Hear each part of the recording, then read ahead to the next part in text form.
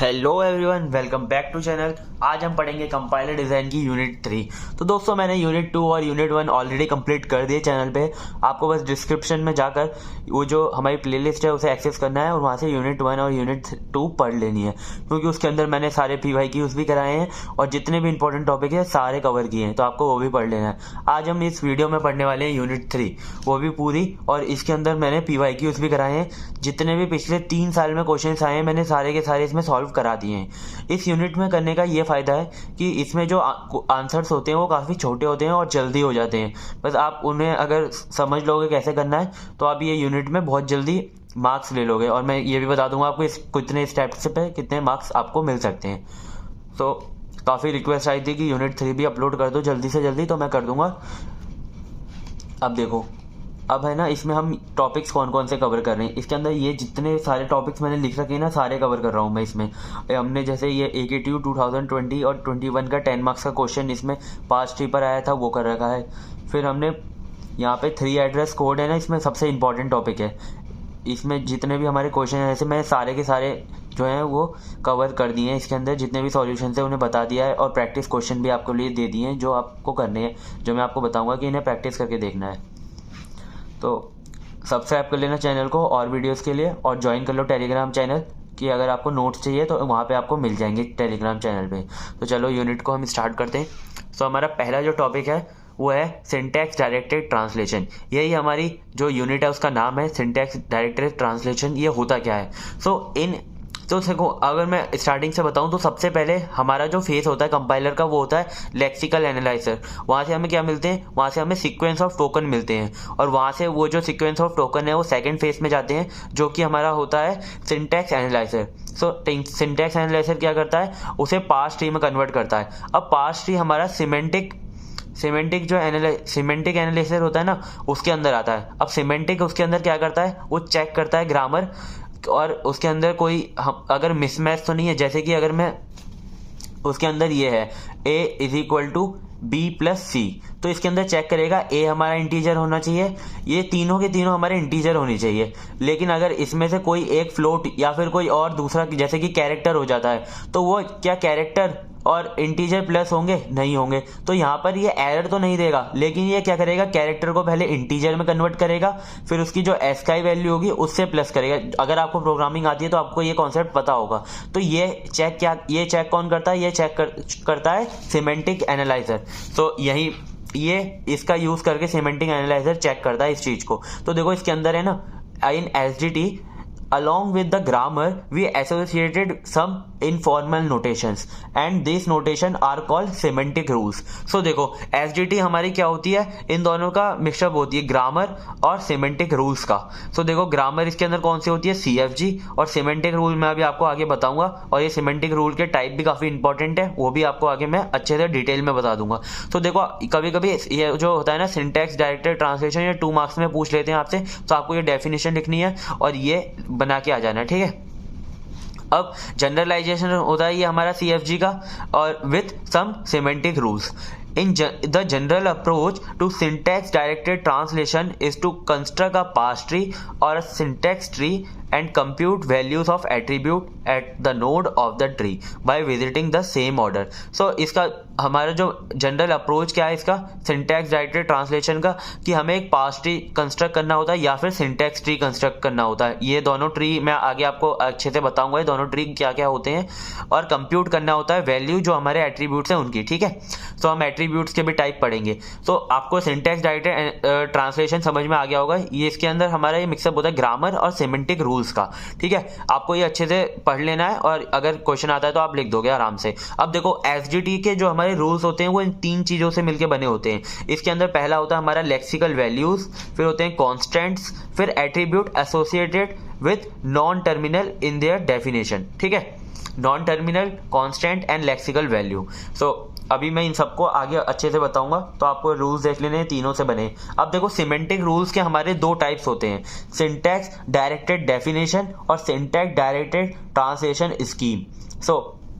हमारे जो syntax directed definition होती हैं ये 2 तरह के एट्रीब्यूट से मिलके बने होते हैं। तो इसके अंदर 2 एट्रीब्यूट होते हैं, या तो वो सिंथेसाइज्ड एट्रीब्यूट होगा या तो वो इनहेरिटेड एट्रीब्यूट होगा। ठीक है, इन दोनों को मैं अभी आपको अच्छे से बताता हूँ और इसको भी आगे मैं अच्छे से डिफाइन करूँगा। उससे पहले हम एक PYQ देखेंगे हमारा, जो कि 2020 और 21 में आया था। 10 मार्क्स का क्वेश्चन था ये। इसमें बहुत ईजी है ये, है ना, PYQ काफ़ी बहुत ईजी था। ये देखो एक पेज में ही हो गया मेरा। ठीक है, इसमें क्या था कि हमें construct parse tree for input expression 4 into 7 plus 3 into 9 according to your syntax definition, syntax directed definition। सो हमें यहाँ पर एक ग्रामर दी हुई है। ठीक है, हमें इसके अकॉर्डिंग ये एक्सप्रेशन को जनरेट करना है। उससे पहले हमें ये सिंटैक्स डायरेक्टेड डेफिनेशन जनरेट करनी होगी। सो देखो हम क्या करते हैं, सिंटैक्स डायरेक्टेड डेफिनेशन कैसे जनरेट करते हैं मैं आपको बताता हूँ। देखो ये जो ग्रामर होती है, पहले तो इनको हमें अलग अलग लिख लेना है। तो जैसे कि हमें ये दिया हुआ है a is equal to E plus T then T, तो इसे हमें अलग अलग लिख लेना है। e is equal to E plus T and e is equal to T, ऐसे अलग अलग लिख लिया।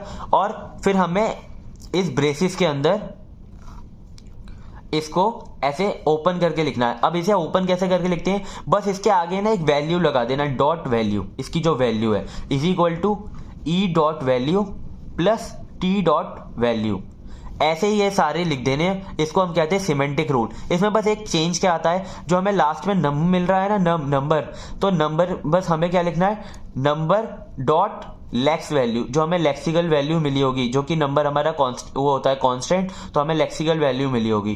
तो बस यही चेंज है इसमें, और हमें सारे के सारे सेम टू सेम लिखने हैं। अब मैं आपको लिख के बताता तो टाइम ज़्यादा वेस्ट हो जाता, लेकिन मैंने आपको बस एक एग्जाम्पल से बता दिया है और ये पहले से मैंने लिख रखे हैं, जिससे कि हमारा टाइम थोड़ा बच जाएगा। ठीक है, तो ये हमारे सिमेंटिक रूल होते हैं। अब है हमारा एनोटेट पार्स ट्री। अब हमें एनोटेट पार्स ट्री बनाना है इस एक्सप्रेशन के लिए, जो हमें क्वेश्चन में दिया हुआ था। अब देखो 5 नंबर तो आपको इसी से मिल जाएंगे, जो हमारा सिंटैक्स डायरेक्टेड डेफिनेशन है, ये आपने बना लिया, तो 5 नंबर आपके इसके मिल गए। अब आपको पार्स ट्री कंस्ट्रक्ट करना है। देखो पार्स ट्री कैसे कंस्ट्रक्ट करते हैं।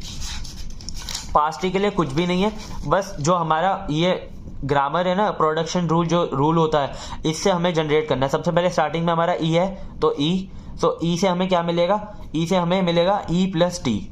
सो हमें ये इसे ध्यान में रख के करना है, तो ई प्लस टी मिल गया। अब हमें ई से हमें क्या करना है, ई से हमें एक और टी बनाना है, टी मिल गया। ठीक है, ये देखो ई से हमें टी मिल गया, ये टी मिल गया। अब हम ई से टी से हम कहाँ जा सकते हैं, टी इंटू एफ पर। तो देखो ऐसा कुछ बन जाएगा, टी इंटू एफ। सो देखो अब हम टी से कहाँ जाएंगे, टी इंटू एफ। ठीक है, अब f डायरेक्ट नम मिल जाएगा, f से हमें डायरेक्ट नम मिल जाएगा।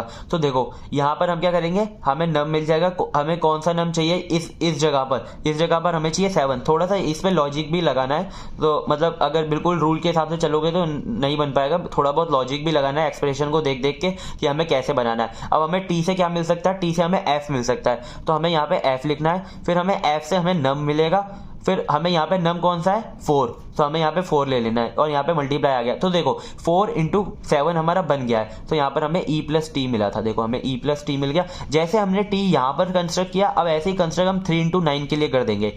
तो देखो यहाँ से हमें टी से क्या मिलेगा, टी से हमें टी मल्टीप्लाई एफ मिल जाएगा, टी से हमें क्या मिल जाएगा, एफ मिल जाएगा। एफ से हमें नम मिलेगा, नम हम कौन सा लेंगे, यहाँ पे 3 लेंगे, और यहाँ पे हमें एफ से नम मिल जाएगा, तो यहाँ पे कौन सा नम लेंगे, हम 9 लेंगे। तो देखो अगर हम लेफ्ट टू राइट देखें तो हमें ये वाली एक्सप्रेशन मिल गई है, 4 इंटू 7 प्लस 3 इंटू 9। सो बस हमें यही पार्स ट्री जनरेट करना था, और हम अब इसकी वैल्यू निकालेंगे। तो देखो अब ये पार्स ट्री आपको जनरेट करना आ गया। अब इसकी वैल्यू कैसे निकालते हैं, अब देखो यहाँ पर हमारी वैल्यू है 4 हमारी ऊपर जाएगी, यहाँ पर भी 4 रहेगी, और यहाँ पे हमारी 4 है। अब यहाँ पे देखेंगे 7 है, यहाँ पर भी हमारी 7 है, बीच में हमारा कौन सा ऑपरेटर है, मल्टीप्लाई। तो देखो 4 इंटू 7 क्या हो जाएगा, 28। तो हमारी टी की वैल्यू हो गई 28। इसको आपको एक बार करके देखना है अपने आप, तो जब ही समझ में आएगा। अभी आप देखते रहोगे तो इतना अच्छे से नहीं आएगा समझ में। 28 वैल्यू यहाँ पे ऊपर चली जाएगी, क्योंकि यहाँ पे बीच में कोई भी ऑपरेटर नहीं है, यहाँ पे 28 आ गई। ऐसे ही हम यहाँ से भी निकाल लेंगे, यहाँ से 3 देन 3, यहाँ पे बीच में मल्टीप्लाई का ऑपरेटर, यहाँ से 9 9 3 इंटू 9 क्या होता है हमारा 27। सेन यहाँ पे बीच में प्लस का ऑपरेटर है तो इसे हम ऐड कर देंगे तो हमारी ई की वैल्यू क्या आ जाएगी 55। आपको ऐसे बना के आना है ट्री, यहाँ पे हमें वैल्यू लिखनी है और ये सिंटैक्स डायरेक्टेड डेफिनेशन बना के आनी, ठीक है। तो ये आपका 10 मार्क्स का क्वेश्चन था, ये मैंने आपको करवा दिया। आई होप आपको ये समझ में आ गया होगा। सो मूव करते हैं नेक्स्ट। तो नेक्स्ट हमारा क्या है, नेक्स्ट है हमारा कॉन्क्रीट पास ट्री और एब्स्ट्रैक्ट पास ट्री। अब ये हमारा काफ़ी इंपॉर्टेंट है, ऐसा भी हो सकता है ये 2 नंबर में आ जाए इसका डिफरेंस, और अगर किसी क्वेश्चन के साथ आता है तो ये 10 नंबर में भी आ सकता है कि जैसे आपको कोई पास ट्री कंस्ट्रक्ट करने दे देंगे और कॉन्क्रीट पास ट्री और एब्स्ट्रैक्ट ट्री के अंदर डिफरेंस पूछ लेंगे। तो देखो इसके अंदर डिफरेंस क्या होता है, the detail construction of the pass tree representing everything in it is called concrete pass tree. अब देखो इससे नहीं, आपको एग्जांपल से समझ में आएगा। अब हमें ये हमें ना एक्सप्रेशन दिया, हमें इसका बनाना है, ये कॉन्क्रीट पास ट्री। तो इसके अंदर हमें जो हमारे ये जो एक्सप्रेशंस होते हैं ना, इसका जो हमारा प्रोडक्शन रूल होता है, अगर हम इसे भी साथ में लेके चलें तो हमारा ये कॉन्क्रीट पास ट्री होता है। जैसे कि हमने ई से क्या मिला, ई प्लस टी, टी से हमें टी मिला, फिर हमने ई से हमें टी मिला, फिर टी से हमने एफ मिला, फिर एफ से हमें नंबर मिला 2, फिर यहाँ पे प्लस ऑपरेटर, देन टी से हमें एफ मिला, एफ से हमें 3 मिला। तो देखो यहाँ पे हमने ना प्रोडक्शन रूल्स का हमने यूज किया है, तो ये हमारा होगा कॉन्क्रीट पास ट्री। अब हम ऐसे ही अगर हम प्रोडक्शन रूल का यूज ना करें, if we use only terminals to represent to parse tree it is abstract parse tree. तो हमारा ये क्या होगा, abstract parse tree, abstract tree होगा, सॉरी एब्स्ट्रैक्ट ट्री होगा। तो ये आपको डिफरेंस समझ में आ गया होगा कॉन्क्रीट पास ट्री और एब्स्ट्रैक्ट पास ट्री के अंदर, ठीक है। सो ये तो हो गया हमारा। अब हम करेंगे टाइप्स ऑफ एट्रीब्यूट्स। ये हमारे काफ़ी इंपॉर्टेंट है क्योंकि ये टाइप्स ऑफ एट्रीब्यूट आने के बहुत ज़्यादा चांसेस हैं। अगर आपसे ऐसे भी पूछ सकते हैं कि define attributes and types of attributes. So देखो हमारे 2 तरह के एट्रीब्यूट्स होते हैं। पहला होता है सिंथेसाइज्ड एट्रीब्यूट, दूसरा होता है इनहेरिट एट्रीब्यूट्स। सो देखो बहुत ईजी है मतलब। तो देखो are such attribute that depends only on the attributes values of children nodes. अगर जो हमारा एट्रीब्यूट है वो चिल्ड्रन नोड्स पे डिपेंड करेगा तो हमारा होगा सिंथेसाइज्ड एट्रीब्यूट। सो देखो ये एग्जांपल है हमारा, ए कैन बी बी एंड सी। सो देखो हमारा जो ए है वो बी और सी पर क्या कर रहा है, डिपेंड कर रहा है। तो देखो अगर हम ए को बनाएंगे तो वो ऐसे ही तो बनेगा बी और सी, जो ए की वैल्यू होगी वो हमारी बी और सी पर डिपेंड कर रही है, और बी और सी इसके क्या है, चिल्ड्रन नोड है। तो ये हमारा होता है सिंथेसाइज्ड एट्रीब्यूट। तो ए हमारा क्या है, सिंथेसाइज्ड एट्रीब्यूट, ठीक है। अब देखो नेक्स्ट है हमारा इनहेरिट एट्रीब्यूट। इनहेरिट एट्रीब्यूट होता है are such attribute that depend on parent and sibling attribute. So देखो या तो वो पेरेंट पे डिपेंड करे एंड और वो सिबलिंग एट्रीब्यूट पे डिपेंड करे। तो देखो यहाँ पे हमारा ये है E P can be E plus T.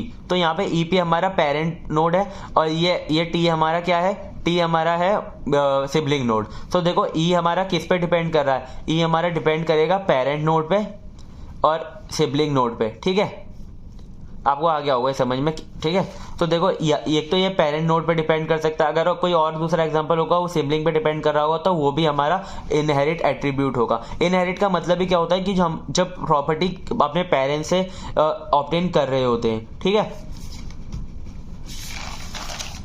अब नेक्स्ट है हमारा टाइप्स ऑफ एसडीटी, मतलब कि types of syntax definition translation. अब देखो एस एट्रीब्यूटेड एसडीटी, पहला होता है हमारा एस एट्रीब्यूटेड एसडीटी और दूसरा होता है एल एट्रीब्यूटेड एसडीटी। अब देखो if an SDT uses only synthesised attribute, जो हमने पहले पढ़ा, अगर हमारा एसडीटी सिंथेसाइज्ड एट्रीब्यूट सिर्फ सिंथेसाइज्ड एट्रीब्यूट को यूज कर रहा है तो वो हमारा होता है एस एट्रीब्यूटेड एसडीटी। आप एस से देखो, यहाँ से एस से थोड़ा पता लगा सकते हो, अगर एस लिखा हुआ है और यहाँ पे सिंथेसाइज्ड है तो ये एस और एस, यानी कि एस एट्रीब्यूट किसे यूज कर रहा होगा, सिंथेसाइज्ड एट्रीब्यूट को यूज कर रहा होगा, वो हमारा क्या होता है एस एट्रीब्यूट एसडीटी, ठीक है।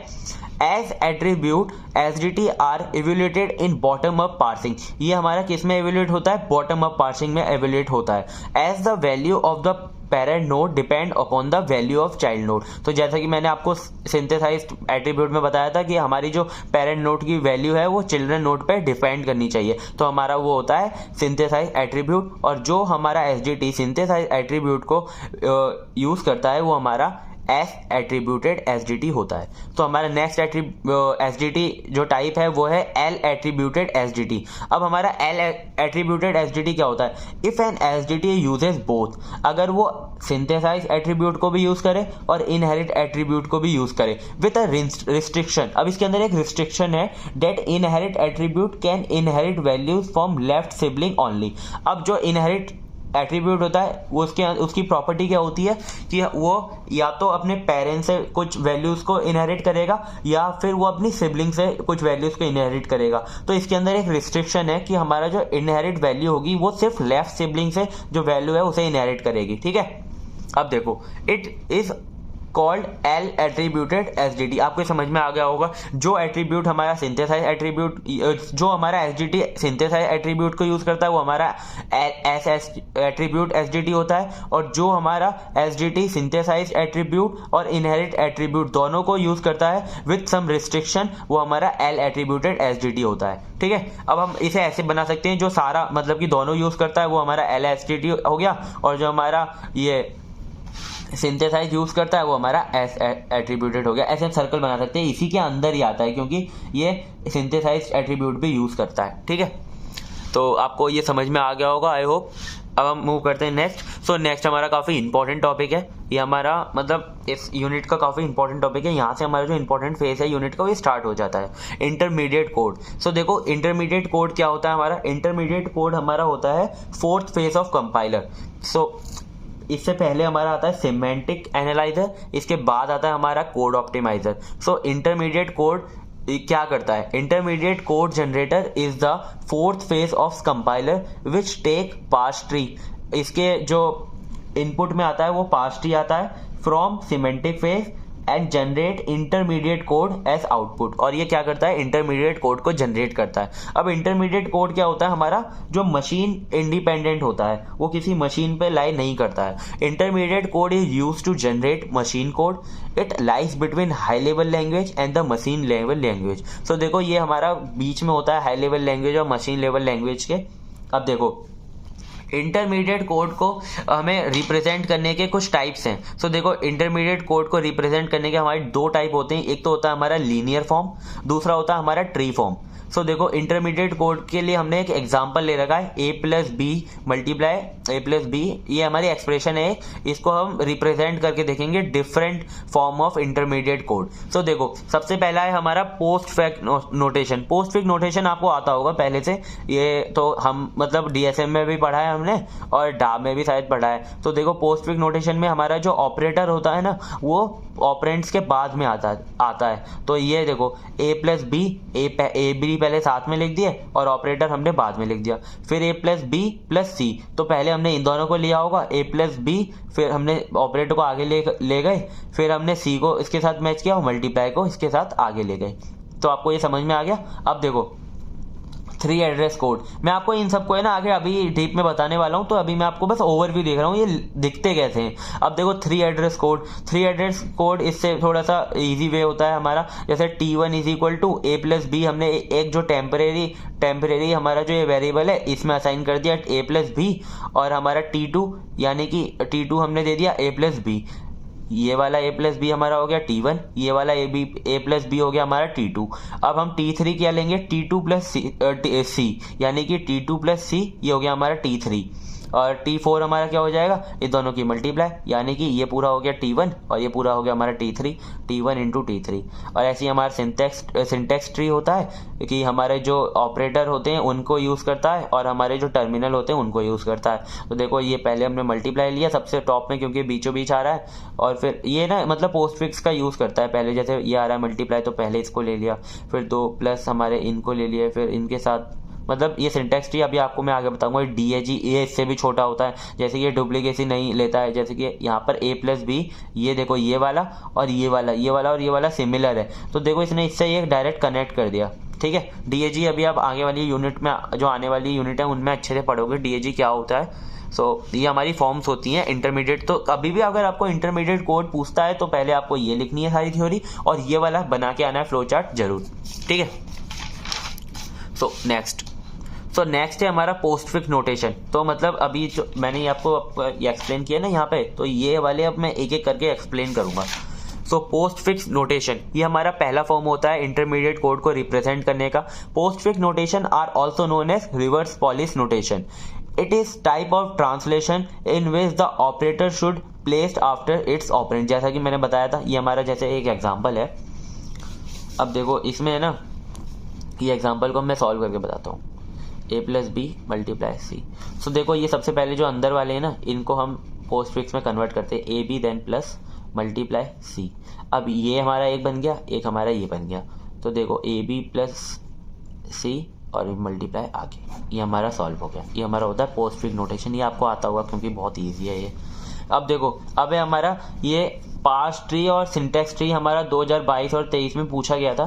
तो मैं आपको ये एक्सप्लेन कर देता हूँ क्योंकि ये पूछा गया था, तो ऐसे चांसेस हैं कि आगे आ सकते हैं। मैंने जो अभी जैसे DBMS का पेपर देखा था और हमारा जो उसका पेपर हुआ था डाका, उसमें काफ़ी जो क्वेश्चन थे वो पिछले साल से रिपीटेड थे। तो इसीलिए मैं PYQ सॉल्व करा रहा हूँ कि जो पिछले साल से पेपर जो हैं वो रिलेटेड आ रहे हैं, क्वेश्चन हमारे रिपीट हो रहे हैं। तो ऐसा हो सकता है कि कंपाइलर डिज़ाइन में भी हमारे जो क्वेश्चन हैं वो रिपीट हो जाएँ।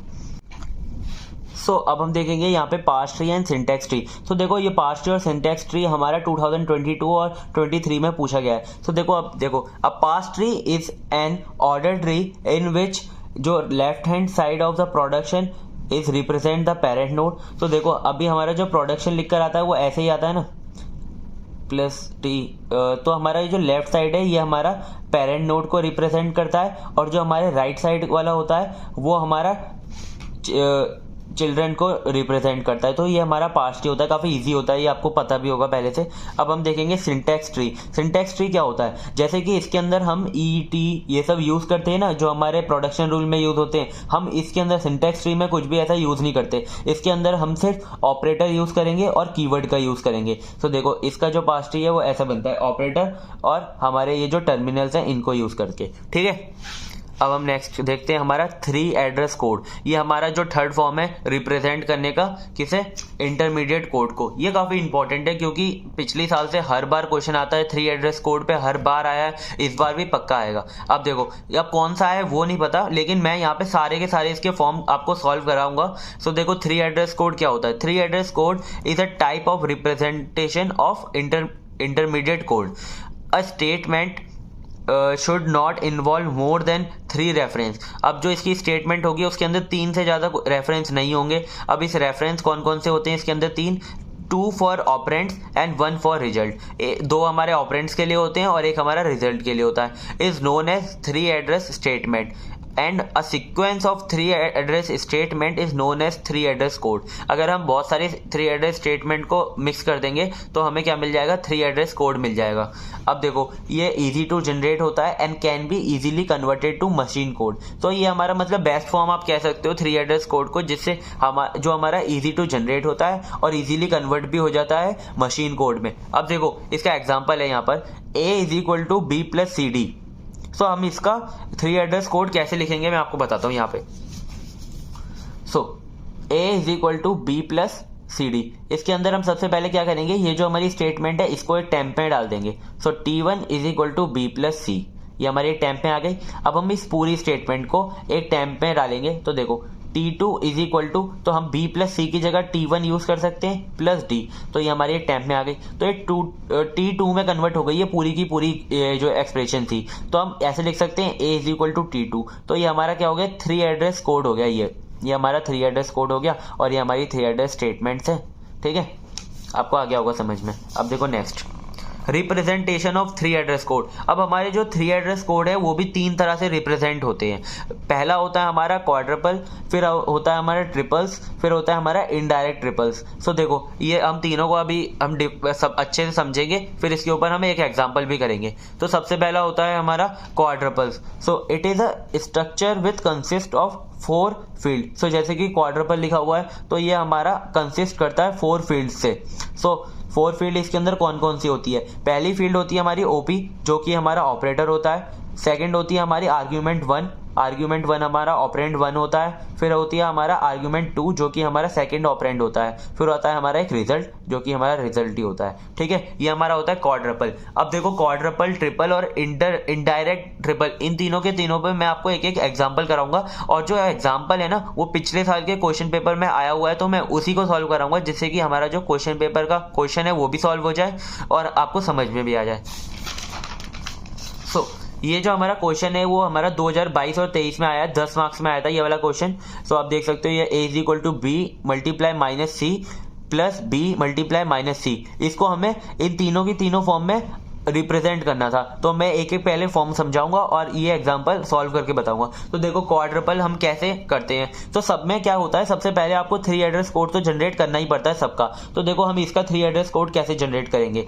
तो यहाँ पे सबसे पहले है ना हम माइनस इसके लिए लिख रहे हैं यहाँ पे माइनस, क्योंकि ये ना दोनों साथ में आ रहे हैं, तो हमें इसको थोड़ा डिफरेंट वैल्यू दे दी है मैंने कि जिससे हमें आइडेंटिफाई अच्छे से हो जाए।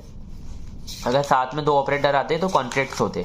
सो देखो यहाँ पर हमारा है a is equal to B multiply minus C plus B multiply minus सी।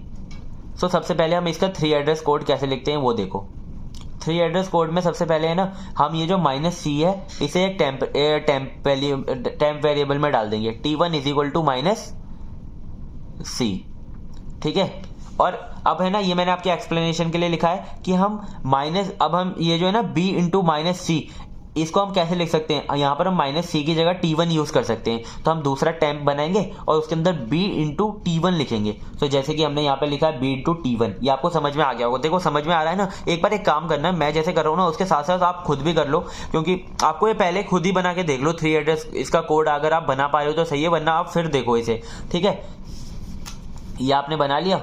ऐसे हम t4 बना लेंगे, b इंटू t3, ऐसे हम t5 बना लेंगे। तो ये आप बना लोगे 3 एड्रेस कोड। ठीक है, ये मैं आपको ज्यादा समझा नहीं रहा। अब हमारा नेक्स्ट है हमारा रिप्रेजेंटेशन ऑफ क्वाड्रपल। क्वाड्रपल को हम रिप्रेजेंट कैसे करते हैं ये थोड़ा इंपॉर्टेंट है। तो देखो सबसे पहले आपके जितने भी टेम्प बने, जैसे कि 1 2 3 4 5 6 बने, मतलब 6 हमारे स्टेटमेंट्स हैं, जितने हमारे 3 एड्रेस के हमारे जो स्टेटमेंट है वो 6 बने हैं। तो आपको क्या करना है, यहाँ पे सीरियल नंबर में 6 यहाँ पे ये जो हमारे रोज है ना इन्हें बना लेना है। तो देखो 1 2 3 4 5 6, ये 6 बना लिए। अब हम क्या करेंगे, हम ये है ना ऊपर जो हमारे, ये हमारे सब में सेम रहेगा क्वाड्रपल में। एक तो हमारा ऑपरेटर होता है, एक आर्ग्यूमेंट होता है, दूसरा आर्ग्यूमेंट होता है और एक रिजल्ट होता है। ये आपको ऐसे लिख लेने हैं। अब क्या करना है, पहले में हमारा जो ऑपरेटर है वो क्या है माइनस, तो हमने माइनस लिख दिया।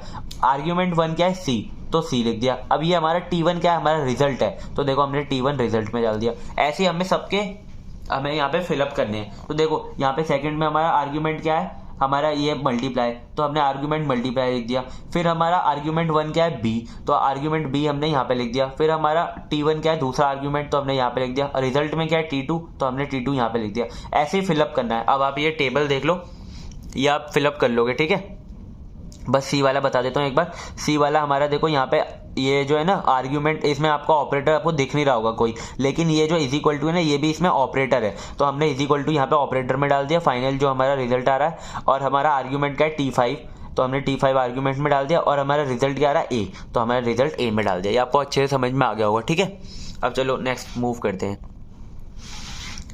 तो पहले हम क्वाड्रपल के एडवांटेज और डिसएडवांटेज देख लेते हैं। एडवांटेज क्या है, easy to rearrange code from global optimisation. जब हम इसका ग्लोबल ऑप्टिमाइजेशन करेंगे तो इसको रीअरेंज करने में बहुत इजी होता है। और इसका डिसएडवांटेज बहुत इजी है कि ये बहुत सारे वेरिएबल को ले रहा है, जैसे कि इसमें हमने 5 लिए हैं, तो ये बहुत सारे टेम्प वेरिएबल को ले रहा है, जिससे कि हमारी जो टाइम और स्पेस कॉम्प्लेक्सिटी है वो इंक्रीज हो जाएगी। ठीक है, अब हमारा नेक्स्ट है हमारा ट्रिपल्स। तो देखो इस वाले क्वेश्चन का हमने एक पार्ट कर लिया क्वाड्रपल, जो कि ऐसे रिप्रेजेंट करना है। आई होप आपको ये समझ में आ गया होगा टेबल, ये बना के देख लेना। मैंने देखो पूरा नहीं समझाया, इतना समझा दिया, और एक ये वाला फाइनल स्टेप, अब ये तो आप कर ही लोगे। ठीक है, बार बार क्या समझाना।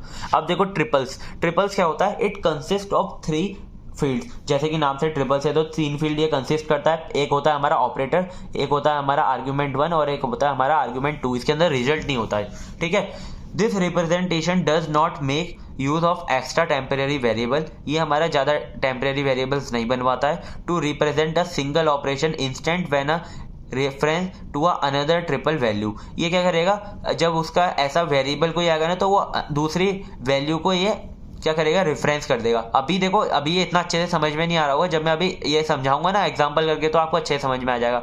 Is needed a pointer to be a triple is used, तो ये हमारा पॉइंटर इसका यूज करता है रेफरेंस करने के लिए। तो देखो यहाँ पे इसका ये वाला जो एग्जांपल था ना, ये वाले का सबसे पहले 3 एड्रेस कोड लिख लेना है। 3 एड्रेस कोड मैंने आपको बता दिया कैसे लिखना है, बिल्कुल वैसे ही आपको 3 एड्रेस कोड लिख लेना है इसका। अब हम इसको रिप्रेजेंट कैसे करते हैं, तो हमारे जितने हमारे ये स्टेटमेंट हैं उतनी हम यहाँ पे सीरियल नंबर डाल लेंगे, डाल लिए। अब हम क्या बनाएंगे, एक ऑपरेटर आर्ग्यूमेंट 1 आर्ग्यूमेंट 2। अब देखो आर्ग्यूमेंट 1 और आर्ग्यूमेंट 2 हो गया ये। अब देखो सीरियल ये जो 1 है इसमें आप 1 में देखो क्या है, माइनस हमारा क्या है ऑपरेटर, माइनस हमने ऑपरेटर में डाल दिया। आर्ग्यूमेंट 1 क्या हमारा सी में डाल लिया। अब इसमें कोई भी रिजल्ट स्टोर नहीं होगा, इसके अंदर बस आर्ग्यूमेंट 1 2 और ऑपरेटर। अब देखो सेकंड में देखो ऑपरेटर क्या है हमारा, मल्टीप्लाई डाल दिया। फिर बी क्या है हमारा, बी हमारा 1 फर्स्ट आर्ग्यूमेंट है तो हमने बी डाल दिया। अब सेकंड आर्ग्यूमेंट क्या है हमारा T1। सो देखो T1 हमने यहाँ पे कर लिया T1, तो यहाँ पे जो भी हमारा जैसे 1 आ रहा है ना तो आपको यहाँ पे 1 डाल देना है। तो ये वाली जो टप्पल है ना ये इसको रेफरेंस कर रहा है, ठीक है। ऐसे हम तीसरे पे आए, तीसरा हमारा क्या -c, तो -c जैसे ऑपरेटर और आर्ग्यूमेंट 1। फिर हम फोर्थ पे आए तो मल्टीप्लाई b इंटू 3, तो कैसे मल्टीप्लाई हमारा ऑपरेटर है ये आ गया, b हमारा क्या है फर्स्ट आर्ग्यूमेंट है ये आ गया। फिर हमारा T3 है, तो T3 ये रहा, तो T3 किसको कर रहा है -c को, तो यहाँ पे क्या है -c ये रहा, तो 3 वाले हम टपल को यहाँ पे रेफरेंस कर देंगे, ठीक है। ऐसे ही हम फिफ्थ पे जाएंगे, फिफ्थ पे क्या है ऑपरेटर प्लस, तो प्लस आ गया। पहला आर्ग्यूमेंट क्या है T2, तो देखो T2 हमारा किसको है, T2 ये रहा -b है ना, तो T2 ये वाले को उसे रिप्रेजेंट कर रहा है, तो हम T2 की जगह 2 यहाँ पे रेफरेंस कर देंगे सेकंड टपल को। अब फोर्थ हमारा ये वाला T4, तो 4 के लिए हम 4 कर देंगे। और ऐसे ही हम 6, तो यहाँ पे ऑपरेटर क्या है इज इक्वल टू, पहला आर्ग्यूमेंट क्या है a और दूसरा आर्ग्यूमेंट क्या है T5, तो T5 को हम यहाँ पे डाल देंगे, ठीक है। T5 की जगह 5 डाल देंगे। इसका एडवांटेज क्या है, स्पेस इज नॉट अफेस्टेड, इसमें कोई भी स्पेस वेस्ट नहीं हो रही, कोई भी टाइम वेरिएबल हम इसमें बना ही नहीं रहे, सीधा हम रेफरेंस कर रहे हैं, ठीक है। और डिसएडवांटेज क्या है, ये हमारा डिफिकल्ट टू रीअरेंज कोड, जब हम इसको रीअरेंज करेंगे तो इसके अंदर कोई भी टाइम वेरिएबल नहीं है तो काफ़ी डिफिकल्टी होगी, ठीक है। सो मूव करते हैं नेक्स्ट टॉपिक पर, हमारा है इनडायरेक्ट ट्रिपल। तो देखो हमने दोनों के वो कर लिए एग्जांपल, अब हम देखेंगे इनडायरेक्ट ट्रिपल्स। ये हमारे ट्रिपल्स की तरह ही होता है, लेकिन इसमें क्या होता है 2 टेबल बनती है। This representation make use of pointer to the listing of all reference instant of using statements. तो इसके अंदर हमें ना पूरा एक अलग से ही टेबल बनाएंगे रेफरेंस करने के लिए। तो ये हमारा एग्जाम्पल है, तो सेम ही एग्जाम्पल है पहले वाला, तो हमें ये सॉल्व करना था पेपर। तो हम इसमें क्या करेंगे ना, इसमें आप पहले 3 एड्रेस कोड लिख लेना, ठीक है। 3 एड्रेस कोड आपने लिख लिया, उसके आगे आप क्या करना जैसे जो है ना जितने स्टेटमेंट है उतने आपको एक रेफरेंस बना लिए। जैसे T1 के लिए Y1, T2 के लिए Y2, T3 के लिए Y3, मतलब ये पूरे स्टेटमेंट का रेफरेंस है, ठीक है। T4 के लिए Y4, देन T5 के लिए Y5, ऐसे ही ये वाले स्टेटमेंट के लिए Y6, ठीक है। आपको समझ में आ गया होगा। अब हम क्या करेंगे, इसे हम रिप्रेजेंट करेंगे। पहला स्टेप क्या है, पहला स्टेप तो ये सेम ही रहेगा सबके लिए, 3 एड्रेस कोड, ठीक है। अब क्या करना है आपको, इनडायरेक्ट ट्रिपल रिप्रेजेंटेशन करनी है। अब देखो इसके लिए क्या करना है, सबसे पहले है ना आप एक जितने आपके स्टेटमेंट है उतने आपको यहाँ पे SR नंबर लिखने हैं, सीरियल नंबर, और उसके रेफरेंस सामने लिख देना, ठीक है। ये वाली टेबल आपको पहले ही बना लेनी है। अब देखो मैं तो इसमें जल्दी समझा रहा हूँ क्योंकि ये 1 शॉट वीडियो है, मैं काफ़ी इतना ज़्यादा टाइम लेके नहीं समझा सकता, बस समझ में आ गया होगा आपको बस क्या करना है, एक बार इसे करके देख लेना। अगर करके नहीं देखोगे ना तो नहीं हो पाएगा, ठीक है। करके देख लो एक बार, रेफरेंस टेबल सबसे पहले बना लो। अब हमारी रेफरेंस टेबल बन गई। अब बस क्या करना है, जैसे कि हमने यहाँ पर नंबर लिखे थे ना, वहाँ पे नंबर की जगह हमने जो रेफरेंस दिए हैं उसे लिखेंगे। अब देखो यहाँ पे पहले में क्या आ रहा है -c, तो ऑपरेटर क्या -c, ये देख लिया हमने। फिर हमारा क्या आ रहा है, ये वाला ऑपरेटर क्या मल्टीप्लाई, तो यहाँ पे आ गया मल्टीप्लाई। फिर हमारा आर्ग्यूमेंट पहला क्या है b, और हमारा दूसरा आर्ग्यूमेंट क्या है T1, तो T1 को हमने किससे T1 को हमने किससे रेफरेंस किया है, Y1 से। T1 को हमने किससे रेफरेंस किया है, Y1 से। तो देखो T1 की जगह हम क्या लिख सकते हैं, Y1, तो देखो हमने लिख दिया Y1, यहाँ रेफरेंस टेबल से भी आप देख सकते हो। ऐसे ही हम ये माइनस का करेंगे, फिर मल्टीप्लाई का करेंगे।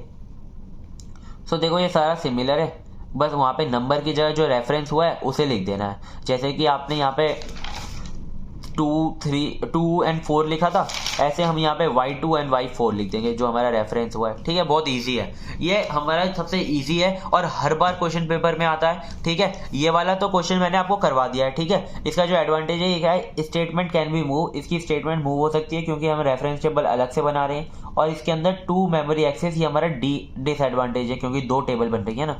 अब देखो ये वाला क्वेश्चन मैंने आपको करवा दिया है, ये वाला प्रैक्टिस क्वेश्चन है।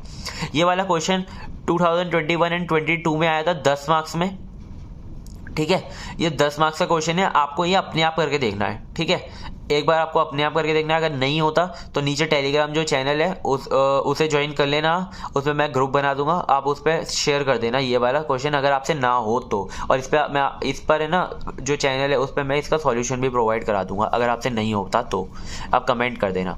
फिर है हमारा types of three address statement, ये हमारे टाइप्स हैं, ये भी पूछ लिए जाते हैं और हमारे जो क्वेश्चन हम करेंगे उसमें हमारे ये यूज़ भी होते हैं। ठीक है, टाइप्स ऑफ 3 एड्रेस स्टेटमेंट, सबसे पहले ना ये ट्रिपल, क्वाड्रपल और ये जो हमारा इनडायरेक्ट ट्रिपल है ये आप अच्छे से कर लेना, ये बहुत इंपॉर्टेंट है एग्जाम के लिए, एग्जाम बहुत पास है। इसके 2-3 क्वेश्चन आप करके देख लेना, अगर होते हैं ना तो आपके 10 मार्क्स तो कहीं भी नहीं गए, ये हर बार ही आता है। ठीक है, होप सो इस बार भी आ जाए।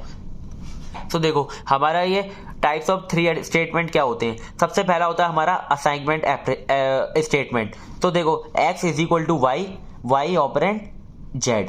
तो यहाँ पे हम क्या लिख रहे हैं, अगर हमें ऐसे स्टेटमेंट लिखने हैं y is equal to Y plus Z, तो हमारा ये स्टेटमेंट हम ऐसे लिख सकते हैं y is equal to Y, then बीच में हम कोई भी ऑपरेटर डाल सकते हैं जैसे प्लस, माइनस, मल्टीप्लाई, डिवाइड, तो ऐसे लिख सकते हैं, हम इसे रिप्रेजेंट कर सकते हैं। फिर होता है हमारा असाइनमेंट इंस्ट्रक्शन। तो इंस्ट्रक्शन में क्या करते हैं हम, x is equal to operand then y। ठीक है, तो यहाँ पे हम यूनरी ऑपरेटर का यूज करते हैं, यहाँ पे जैसे मैंने नॉट लगाया है तो नॉट y। ठीक है, फिर हम यूज करते हैं इसका कॉपी इंस्ट्रक्शन का। कॉपी इंस्ट्रक्शन बहुत सिंपल होता है, बस x is equal to Y लिख सकते हैं। फिर हमारा आता है अनकंडीशनल जंप, ये हमारा बहुत जगह पे यूज होगा, इसे देख लो आप, इफ एल्स और ये वाला यूज बहुत होने वाला है। तो देखो अनकंडीशनल जंप क्या होती है, कोई भी कंडीशन नहीं है पर आपको जंप कराना है, तो यहाँ पर आपको क्या कर देना है, बस उसका रेफरेंस देना है जहाँ पे आपको जंप कराना है। जैसे कि आपको एल स्टेटमेंट पे जंप कराना है तो एल दे दिया, गो टू एल, तो क्या करेगा ये डायरेक्ट जैसे ही इसे देखेगा गो टू एल तो उसमें पहुंच जाएगा। ठीक है, फिर आता है हमारा कंडीशनल जंप। अब कंडीशनल जंप में क्या होता है, बस इसका अपोजिट होता है, इसमें कोई भी कंडीशन नहीं है, इसके अंदर हमारी कंडीशन होती है, पहले हम इसमें कंडीशन ऐड कर देते हैं। तो इसके अंदर कंडीशन कैसे ऐड करते हैं, if x relational operator then y, तो रिलेशनल ऑपरेटर कोई भी हो सकता है, less than, equal to, less than, equal to, and फिर अगर ये कंडीशन ट्रू हो जाती है तो गो टू हमारा जो ऑपरेटर है वो एग्जीक्यूट हो जाएगा। अब हमारा आता है एरे इंडेक्सिंग। एरे इंडेक्सिंग भी बहुत सिंपल है, जैसे हम इंडेक्स करते हैं वैसे ही, जैसे कि हमारा ये जो एरे वन है उसमें हमें ये करना है x को इक्वल टू, तो हमने ये कर दिया। अब हमें y में अगर हमें ये वाले इंडेक्स को करना है ये इक्वल टू, तो हमने ये कर दिया, बिल्कुल इजी है, ये तो सेम टू सेम ही है। अब ऐसे ही हम पॉइंटर इंडेक्सिंग होता है और एक एड्रेसिंग होता है। अब पॉइंटर एड्रेसिंग के लिए, पॉइंटर के लिए क्या करते हैं हम, ये स्टार का यूज करते हैं, और एड्रेस के लिए क्या यूज करते हैं हम, एपरेंड वाला, इसका एंड का यूज करते हैं, इसे हम एपरेंड बोलते हैं सिंबल। ठीक है, अब देखो यहाँ तक आ गए हो तो प्लीज सब्सक्राइब कर लो चैनल को, क्योंकि काफ़ी टाइम लग रहा है ये वीडियोस बनाने में, आपने देखो मेहनत कर रहा हूँ मैं, ये अच्छे से आप सब्सक्राइब वगैरह कर दो चैनल। और अगर आपको समझ में आ रहा है ना तो कमेंट करके भी बताना कि आपको समझ में आ रहा है। ठीक है, यहाँ तक हो गया हमारे, ये इंपॉर्टेंट टॉपिक मैं आपको करा रहा हूँ। ठीक है, सो नेक्स्ट है हमारा बैक पैचिंग इन इंटरमीडिएट कोड जनरेशन। ये हमारा काफी इंपॉर्टेंट टॉपिक है, ये हमारा आ भी रखा है पिछले बार तो, और मैंने ये क्वेश्चन भी करा दिया है। अब देखो basically back patching means leaving the labels as empty and filling them later is called back patching. अब देखो इसका मतलब अभी आपको है ना समझ में नहीं आया होगा, मैं आपको समझाता हूँ। अब देखो ये हमारा है ना, ये हमारा एग्जाम्पल दिया हुआ है एक, इसे हमें 3 एड्रेस कोड में कन्वर्ट करना है। अब देखो एग्जाम्पल में क्या है, if a is less than do this as t is equal to 0। अब देखो अब हमें इसे कैसे कन्वर्ट करेंगे 3 एड्रेस कोड में, तो यहाँ पे तो मैंने लिख रखा है गो टू वगैरह, तो आपको है ना ये तुरंत नहीं समझ में आएगा। अब ये बैक पैचिंग में हम क्या करते हैं, गो टू में हमें ना स्पेस पहले छोड़ देते हैं, पहले हमें पता नहीं होता कहाँ पर जाना है, लेकिन हम बाद में जब वो बना लेते हैं फिर हम गो टू में हम फिल कर देते हैं। बिल्कुल है ना बैक ट्रैकिंग की तरह है ये, पहले हम मतलब उस पर जाते रहते हैं, अगर हमें रिजल्ट नहीं मिलता तो हम बैक करते हैं उसमें। ठीक है, अब देखो बैक में हम क्या करेंगे बैक पैचिंग में, तो सबसे पहले हम इसका बनाएंगे इफ, पहले नंबर लिख लेंगे 1, if a is less then b, तो क्या करो गो टू करो, अब हमें पता नहीं है कि कहाँ पर गो टू करो, तो हम इसे ब्लैंक छोड़ देंगे। ठीक है, अभी हमने ये ब्लैंक छोड़ दिया, ये तो मैंने पूरा आंसर लिख रखा है पहले से, लेकिन यहाँ पर हमने ब्लैंक छोड़ दिया। अब अगर ये वाली स्टेटमेंट हमारी ट्रू नहीं होगी तो हमारी क्या चलेगी, एल्स वाली स्टेटमेंट चलेगी। एल्स स्टेटमेंट में क्या कर रखा है हमने, टी इज इक्वल टू 0, तो एल्स वाली स्टेटमेंट चल गई। अब हम क्या कर रहे हैं यहाँ पे, अगर ये वाली एल्स वाली स्टेटमेंट चल गई तो हम क्या कर देंगे, इसे हम क्या कर देंगे, बंद करेंगे, कोड को स्टॉप करेंगे। तो गो टू, अभी हमें पता नहीं है स्टॉप भी कहाँ पर होगा, तो हम गो टू करके इसे हम फिल करना छोड़ देंगे। अब हमें यहाँ पर क्या करना है, यहाँ पे हमें नेक्स्ट कंडीशन लिखनी है, ये वाली जो हमें यहाँ पर दी हुई है। ठीक है, जब अगर बंद हो गया तो देखो हमने यहाँ पे लिख देना टी इज इक्वल टू 1 और देन स्टॉप 5 पर। अब देखो अगर ये वाली कंडीशन हमारी ट्रू हो रही तो हमें क्या करना था, T is equal to 1, T is equal to 1 कहाँ पर हो रहा है, 4 पे, तो हम यहाँ पे लिख देंगे 4। ठीक है, गो टू। अब हमें बैक पैचिंग कर रहे हैं हम। ठीक है, अब हमें पता चल गया कि हमें कहाँ पे जाना है। अब हमारे अगर ये एल्स वाली कंडीशन चल जाती है तो हमें क्या करना है, स्टॉप कर देना। यहाँ पर हम स्टॉप कर देंगे, स्टॉप कहाँ पर हो रहा है, 5 पर। ठीक है, अब अगर देखो इफ होगा तो हमारी ये वाली कंडीशन चलेगी और हमारा ये गो टू चल जाएगा। ठीक है, 5 वाला, तो ये 5 पे पहुंच जाएगा। आई होप आपको ये समझ में आ गया होगा। जैसे अगर ये इफ वाली कंडीशन चली तो गो टू 4 सीधा 4 पे आ जाएगा, और ये वाली कंडीशन जो है बीच वाली ऐसी रह जाएंगी। लेकिन अगर एल्स वाली कंडीशन चलेंगी तो ये गो टू 5, तो ये वाली कंडीशन ऐसी रह जाएगी। आई होप आपको ये समझ में आ गया होगा। अब देखो इसका है ना एक 10 मार्क्स में क्वेश्चन आया हुआ था 2022 और 23 के पेपर में, ये क्वेश्चन आया था। मैं आपको ये सॉल्व करके बताऊंगा क्वेश्चन, जिससे कि आपको ये ईजी होगा। थोड़ा सा ये है ना, इसका कोड थोड़ा बड़ा है, लेकिन मैं आपको ये मतलब समझा दूंगा कैसे करना है, तो बहुत इजी रहेगा। अब देखो हमें ये क्वेश्चन ऐसे दिया होता है, ये हमें क्वेश्चन दिया होगा और आपको बोलेगा कि ये बैक फैचिंग के थ्रू आपको क्या करना है, आपको 3 एड्रेस कोड इसका जनरेट करना है। इस क्वेश्चन में हमारे मतलब 2 क्वेश्चन थे, हमें पूछा हुआ था व्हाट इज बैक पैचिंग, तो बैक पैचिंग मैंने आपको बता दिया, ये आपको लिखना है बैक पैचिंग में। और ये वाला हमें इसका 3 एड्रेस कोड जनरेट करना था। इसके 2 पार्ट थे जो कि हमारे 10 नंबर में आया था, तो इसे मैं आपको सॉल्व करके बताता हूँ। तो इसे सॉल्व करने के लिए ना सबसे पहले हम क्या करेंगे, लेट करेंगे। ये भी जो भी हमें कंडीशन दी हुई है ना, उन्हें हम एक एक टेम्प में लेट कर लेंगे। तो हमने इस ए इज लेस देन बी को T1 में लेट कर लिया, सी इज लेस देन डी को हमने T2 में लेट कर लिया, और E is less then F को हमने T3 में लेट कर लिया। ठीक है, ये तो पहला स्टेप हो गया। अब हम क्या करेंगे, 3 एड्रेस कोड को जनरेट करेंगे इनका यूज करके। तो देखो सबसे पहले हमारी कंडीशन क्या है, ए इज लेस देन बी। तो देखो यहाँ पर है ना एंड और दे रखे हैं। तो देखो अगर एंड और दिए होते हैं, जैसे कि अगर हमारा 1 हो जाता है, 1 एंड 1 लिखा होता है, तो ये हमारी ट्रू कंडीशन होती है। लेकिन अगर हमारा 1 एंड 0 लिखा होता है तो ये हमारी फॉल्स कंडीशन होती है। हमारा 0 या 1 लिखा होता है तो भी फॉल्स होती है। ठीक है, तो हमारी दोनों की दोनों हमारी है ना, दोनों की दोनों हमारी ट्रू होनी चाहिए तभी ट्रू होगा। या अगर हमारी दोनों फॉल्स हो जाती हैं तब भी फॉल्स हो जाती है। ठीक है, ये हमारा होता है एंड का जो हमारा जो यूज होता है, एंड हम इसके लिए यूज करते हैं कि दोनों की दोनों हमारी जो कंडीशन है वो ट्रू होनी चाहिए। अब यहाँ पे हमें एंड दिया हुआ है इस वाले में, तो ये वाला हम सबसे पहले चेक करेंगे। ये अगर हमारा 1 हो जाता है और करके ये वाला भी अगर हमारा 1 हो जाता है तो ये ट्रू हो जाएगा। लेकिन अगर ये हमारा 1 हो गया और ये वाला हमारा 0 हो गया तो भी ये ट्रू हो जाएगा। तो और का क्या होता है, 1 और 1 ये भी हमारा ट्रू होता है, 1 और 0 ये भी हमारा ट्रू होता है, 0 और 1 ये भी हमारा ट्रू होता है। लेकिन अगर हमारा 0 और 0 आ जाता है तो ये हमारा फॉल्स होता है। ठीक है, अब हम इसी चीज को हम इसमें यूज करेंगे। ठीक है, कैसे करेंगे यूज, देखो सबसे पहले हमें क्या करना है, ये वाली कंडीशन लिख देनी है। तो ये वाली कंडीशन लिखने के लिए हम सबसे पहले क्या करेंगे, इसका यूज करेंगे। Number 1, if A is less than B, तो हमें अब गो टू लिखना है। यहाँ पे गो टू लिखकर ब्लैंक छोड़ देनी है। अब हमें पता नहीं है कहां पर जाना है। लेकिन अगर हमारी इफ वाली कंडीशन नहीं चलेगी तो क्या होगा, अगर ये होगा तो ये 1 हो जाएगा, और एल्स क्या होगा, हमारा ये 0 हो जाएगा। तो T2 में हम क्या लिख देंगे, T1 इक्वल टू 0, क्योंकि हमने ये ए इज लेस देन बी को हमने क्या माना है, हमने एक T1 माना है। ठीक है, फिर हम अगर ये वाली कंडीशन T0 वाली चल जाती है तो हम क्या करेंगे, एल्स T5 पर मूव कर जाएंगे, क्योंकि T4 पर तो हम ये वाली गो टू वाली कंडीशन लिखेंगे। T5 पर हम कैसे मूव करेंगे, गो टू 5। 4 पे हम लिख देंगे T1 इज इक्वल टू 1। तो हमने यहाँ पे T1 को इज इक्वल टू 1 कर दिया। अब हम क्या करेंगे, आगे 5 वाली कंडीशन लिखेंगे। 5 वाली कंडीशन क्या होगी, अब हमने देखो यहाँ पर है ना, ये A is less then B वाला पूरा स्टेटमेंट चेक कर लिया। कैसे चेक किया, देखो अगर आपको ये एक समझ में आ गया ना, तो ये आगे के दो आराम से हो जाएंगे आपसे। देखो if A is less then B और हमने गो टू करके ये डैश डैश छोड़ दिया।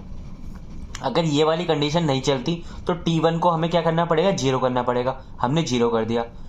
अब अगर ये 0 हो जाता है तो हम क्या करेंगे, आगे मूव करेंगे। तो गो टू वाली कंडीशन को है ना पहले हम ऐसे ही छोड़ देंगे, ठीक है। अब गो टू वाली कंडीशन हमने ऐसे ही छोड़ दी, किसके लिए, इस वाले स्टेटमेंट पे मूव करने के लिए, ठीक है। अब हम क्या करेंगे, T1 इक्वल टू 1 कर देंगे, क्योंकि क्या होगा कि अगर ऐसे वाली कंडीशन चल गई तो ये सीधा आगे पहुंच जाएगा। अब यहाँ पर हम क्या करेंगे, T1 इज इक्वल टू 1 कर देंगे। T1 इज इक्वल टू 1 कहाँ पर आ रहा है, 4 पर। तो ये अगर हमारी कंडीशन ट्रू हो जाती है तो ये 1 हो जाएगा। तो यहाँ पर हम क्या लिख देंगे, 4। ठीक है, आपको समझ में आ गया होगा। अब ये वाला जो गो टू था, ये 5 पर हमें करना था तो हमने 5 लिख दिया, ठीक है, ये आपको समझ में आ गया। अब हम 5 से क्या करेंगे, ये आगे वाली कंडीशन को चेक करना स्टार्ट करेंगे। तो 5 पर हमने क्या देखेंगे, if C is less then D। अगर C is less then D है तो गो टू कर देंगे, कैसे, पहले वाले की तरह हम ऐसे ब्लैंक छोड़ देंगे। फिर 6 पे क्या करेंगे, अगर ऐसा नहीं होता तो हमने C इज लेस देन क्या माना है, T2 को हम क्या कर देंगे, 0 कर देंगे। फिर ऐसे ही आगे क्या करेंगे, हम गो टू लगा देंगे, किसके लिए, आगे वाले इस कंडीशन को चेक करने के लिए मूव कर, ये वाली कंडीशन को चेक करने के लिए मूव करेगा। तो देखो आगे हम क्या लिखेंगे, यहाँ पे T8 में लिखेंगे T2 इज इक्वल टू 1। तो T2 इज इक्वल टू 1 यहाँ पर करना है, तो ये कहाँ पर आ रहा है, 8 पे, तो हम यहाँ पे 8 लिख देंगे। अब गो टू हम यहाँ पे 9 वाली कंडीशन पे चेक करेंगे, उसके लिए लिखेंगे। देखो काफी इजी मेथड है, अगर आपको नहीं समझ आ रहा बिल्कुल बैक जाओ, अभी समझो इसे, वापस आओ और इसे एक बार करके देखो, ठीक है। अगर आप कर लोगे ना, इसे बहुत ईजी हो जाएगा आपके लिए। फिर हम नेक्स्ट कंडीशन चेक करेंगे, इज लेस देन F वाली। तो कहाँ पर आ गए हम, 9 पर आ गए। If is less than F then go to dash dash. फिर हम 10 करेंगे। 10 पे हमें बिल्कुल सेम करना है इसकी की तरह, इसमें हमने T3 देखना है। T3 इज इक्वल टू 0 कर देंगे। T11 पे क्या कर देंगे, गो टू कर देंगे, किस पे, डैश डैश। ये देखो बार बार हम डैश डैश करके इसे फिल कर रहे हैं ना, इसे कहते हैं बैक पैचिंग। यही हमारा जो प्रोसेस होता है, यही हमारा होता है बैक पैचिंग का प्रोसेस। अब हम क्या करेंगे, T3 इज इक्वल टू 1 कर देंगे और T3 इज इक्वल टू 1 कहाँ पर है, 12 पे, तो 12 यहाँ पे लिख देंगे। और हम इसे आगे बढ़ाना है, आगे किस पे बढ़ाना है, 13 पे, तो हम यहाँ पे 13 लिख देंगे। अब देखो 13 पे हमारा क्या है, अभी हमारे तीनों की तीनों कंडीशन चेक हो गई है। अब हम क्या करेंगे, एंड और ऑपरेटर का यूज करेंगे। तो 13 पे क्या लिखा हुआ है, अब देखो 13 पे लिखा हुआ है T4। अब हम एक और वेरिएबल लेंगे T4, जिसमें इज इक्वल टू कर देंगे T1 एंड T2। तो देखो यहाँ पर T1 एंड जो T2 थे, हमने इन दोनों का एंड कराना था, तो हमने लिख दिया यहाँ पर T1 एंड T2। अब हम एक और वेरिएबल बनाएंगे 14 पे T5 का हम क्या करेंगे, T4 यानी कि इस पूरे वाले का और कराएंगे, किसके साथ, T3 के साथ। इस पूरे को हमने क्या लिया, T4 का और करा दिया इसके साथ। अब देखो ये वाला जो कोड था, इसको हमने 3 एड्रेस कोड में कन्वर्ट कर दिया, यूज करके क्या, बैक पैचिंग का। देखो यही था, ये हमें 10 नंबर में पूछा था। अगर ये आपको आ गया तो आपके 10 नंबर पक्के हो जाएंगे। तो एक बार क्या करना है, आपको इस क्वेश्चन को अपने आप करके देख लेना है, ठीक है। या तो आप क्या करना, इस वाले क्वेश्चन में इस वाले ऑपरेटर की जगह है ना, आप ग्रेटर देन का ऑपरेटर लगा देना और इस वाले क्वेश्चन को देन करके दोबारा करके देखना, तो कुछ ज्यादा फर्क नहीं पड़ेगा। बस यहाँ पे सी की जगह ये ग्रेटर देन आ जाएगा और ये सेम आपका क्वेश्चन रहेगा। बिल्कुल सेम क्वेश्चन आता है हर बार, बस क्या होता है इसमें जो हमारा सी लेस देन और ये जो हमारे साइंस है ना, चेंज होते रहते हैं, या एंड और चेंज होता है। बस ऐसी सेम क्वेश्चन आता है हर बार, ठीक है। अब है हमारी वाइल कंडीशन। तो वाइल कंडीशन भी काफी इंपॉर्टेंट है, क्योंकि ये ज्यादातर पेपर में आता है। ये पिछले साल भी आया था और उससे पिछले साल भी आया था, 10 मार्क्स में आया था। तो देखो यहाँ पे ये वाला क्वेश्चन है, ये वाला मैं आपको सॉल्व करके दिखाऊंगा। लेकिन ये देखो, not mention in type of 3 address code, ये हमारा मेंशन नहीं होता टाइप ऑफ 3 एड्रेस कोड में। ये आप देख सकते हो यहाँ पर कहीं मेंशन नहीं है वाइल लूप, लेकिन ये but while loop is present in many high level language. बहुत सारी हाई लेवल लैंग्वेज है, वहां पर वाइल लूप हमारा यूज होता है। तो आपने भी हाई लेवल लैंग्वेज पढ़ी होंगी, उसमें हमारा वाइल लूप यूज होता है। तो वाइल लूप की हमारी कंडीशन कैसे होती है कि हमारे ये जो वाइल के आगे जो कंडीशन होती है, ये जब तक हमारी ट्रू रहेगी, जब तक ये अंदर वाला कोड हमारा एग्जीक्यूट होगा, एल्स हमारा ये जो लूप है वो एंड हो जाएगा और हमारा जो कोड है वो स्टॉप हो जाएगा, ठीक है। या फिर नेक्स्ट फर्दर स्टेटमेंट्स पे मूव कर जाएगा। ठीक है, अब हम इसका है ना 3 एड्रेस कोड लिखना है। कैसे लिखते हैं मैं आपको आइडिया बताता हूँ इसका कैसे होता है। तो सबसे पहले जो हमारी कंडीशन दी हुई है इसे चेक करते हैं। तो हमारी कंडीशन क्या दी हुई है, if A is greater than B, तो हमें गो टू करना है। अब हमें पता नहीं है गो टू कहाँ पे करना है, तो डैश डैश कर दो। तो इसके बाद क्या होगा, एल्स वाली कंडीशन चलेगी। एल्स यानी कि कोड को हमें बंद करना है, तो गो टू एल्स एल्स। ठीक है, अभी हमें पता नहीं है कहाँ पे जाना है। अब हमें तीसरा है ना अंदर वाली कंडीशन है, या अंदर जो है कंडीशन, तो हमें तीसरा यहाँ पे लिख देना है। ठीक है, ये लिख दिया। अब हम क्या करेंगे, तीसरे में अंदर वाली कंडीशन में हमें एक और कंडीशन चेक करनी है। तो यहाँ पे लिखेंगे if C is less than D. So C is less than D हो तो क्या करो, गो टू कर दो। गो टू अभी हमें पता नहीं है कहाँ पे जाना है, तो एल्स वाली कंडीशन चलेगी। एल्स वाली कंडीशन हमारी ये है, तो एल्स वाली कंडीशन के लिए भी हम एक और गो टू यूज कर लेंगे। ठीक है, तो अभी हमें पता नहीं है। अब हम इफ वाली कंडीशन लिखेंगे। इफ वाली कंडीशन हमारी कहाँ पर आ रही है, 5 पर आ रही है। तो देखो 5 पे आ रही है, तो हम यहाँ पे गो टू लिख देंगे। ये ना थोड़ा सा मतलब इंटरेस्टिंग है, इसको थोड़ा सा लॉजिक आपको लगाना पड़ेगा, 1-2 क्वेश्चन सॉल्व करने पड़ेंगे, जब आएगा ये आपको। मैंने बहुत सारे क्वेश्चन सॉल्व किए, जब ये मेरे को अच्छे से आ पाया है, इसलिए मैं आपको समझा पा रहा हूँ। ठीक है, अब ये गो टू हमने यहाँ पे ये एल्स के लिए किया था। अब हम इफ वाली कंडीशन, जो अंदर वाली इफ वाली कंडीशन थी, जो इस लूप के अंदर एक और इफ वाली कंडीशन है, हम उसको यहाँ पे एग्जीक्यूट करेंगे। तो अंदर हमारी इफ वाली कंडीशन क्या है, x is equal to Y plus Z. तो सबसे पहले एक हम टेम्प वेरिएबल बनाएंगे जिसके अंदर y प्लस जेड को हम स्टोर करेंगे, और 6 के अंदर हम उसे z के अंदर स्टोर करेंगे। ठीक है, तो ये इफ वाली कंडीशन चल जाएगी। अगर ये इफ वाली कंडीशन चल गई तो गो टू हो जाएगा 5 पे, और 5 और 6 चले जाएंगे। ठीक है, और हमें एल्स वाली कंडीशन चला लेते हैं। एल्स के लिए हम सेवल बना लेते हैं, सेवल से हम एल्स वाली कंडीशन चला लेंगे। एल्स में हमें क्या करना है, x is equal to Y minus Z. तो इसमें हम एक और टाइम पर आएंगे टी ट्रू, इसके अंदर हम क्या करेंगे, y माइनस जेड को स्टोर कर देंगे। और 8 में हम क्या कर देंगे, 8 के अंदर x के अंदर हम t2 को स्टोर कर देंगे। तो ये हमारी एल्स वाली कंडीशन चल गई। अब हमारी ये दोनों कंडीशन हो गई। अब हम लूप का एंड करेंगे और यहाँ पे लिख देंगे स्टॉप। तो देखो अगर हमारा लूप चलता रहेगा तो ये 3 पे आ जाएगा और 3 से चलेगा, तो वरना ये एल्स में गो टू कहाँ चले जाएगा, 9 पर, यानी ये स्टॉप हो जाएगा।